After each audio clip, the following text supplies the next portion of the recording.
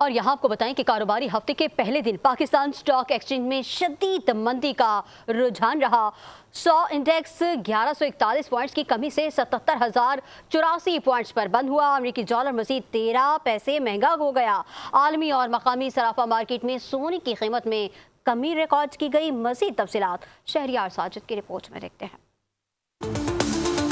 Pakistan stock exchange پر مندی کے بادل چھا گئے۔ 100 انڈیکس 1141 پوائنٹ کمی سے 77,084 پوائنٹس پر بند ہوا۔ دن بھر مجموعی طور پر 440 کمپنیوں کے شیئرز میں کاروبار ہوا۔ 129 کمپنیوں کے شیئرز کی قیمتوں میں اضافہ جبکہ 259 کے شیئرز میں کمی ہوئی۔ کرنسی مارکیٹ میں امریکی ڈالر کی قدر میں اضافہ دیکھنے میں آیا۔ انٹر بینک میں ڈالر 13 پیسے مہنگا ہو کر 278 روپے 63 پیسے پر بند ہوا۔ دوسری جانب مقامی اور عالمی مارکیٹ میں سونے کی قیمت میں بھی کمی ہوئی۔ فی تولہ سونا 300 روپے کی کمی سے 2,56,500 کا ہو گیا۔ 10 گرام سونا 258 روپے کم ہو کر 2,19,907 روپے میں فروخت ہوا۔ عالمی مارکیٹ میں سونا $16,000 کی کمی سے $2,427 فی اونس کا ہو گیا۔